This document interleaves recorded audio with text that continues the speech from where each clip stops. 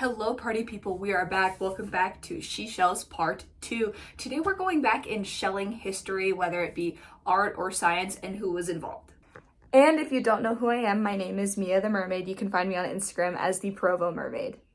Okay, anyway, let's go back in time.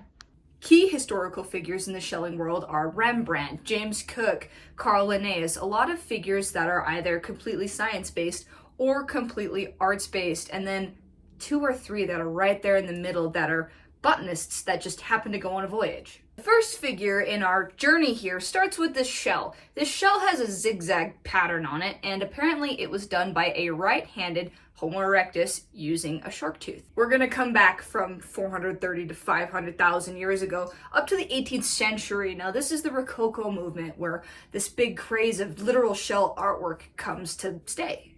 The motif from the Rococo art era is literal shell-like wave patterns or elongated rocks, or rock work is what it's named after in the French word. A painting most people recognize is Fragonard's The Swing. It's also featured in Frozen, which is really cool. Of course, we can't forget the actual painting of an actual shell from Rembrandt. The shell is Rembrandt's only still life etching. But that's just the surface of painting when it comes to shell art motif. What about actual statues and engravings of shells? Oh, there's more. Okay, we're gonna make a scoot up all the way to the 19th century now, and you're gonna see shell ornaments and literal physical embodiments of shells being placed together. Some of my favorites are the McKinnon Fine Furniture and Arts collection. They're in these glass jars, and it's teeny tiny shells put together to look like flowers.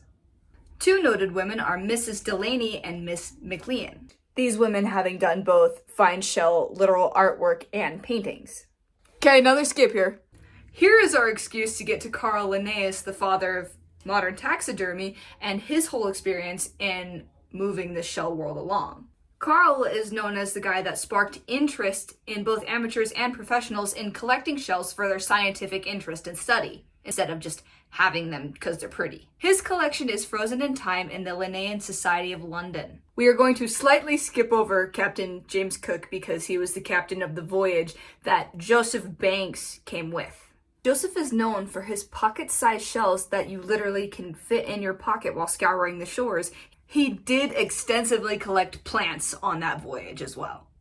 Thanks for joining me on my blip back in time where we looked at shell history and artwork and who did it. It's just a lot of cool stuff to learn about. I have all of the links and sources that I read about, of course, in the description. Shocker, where else would I put them?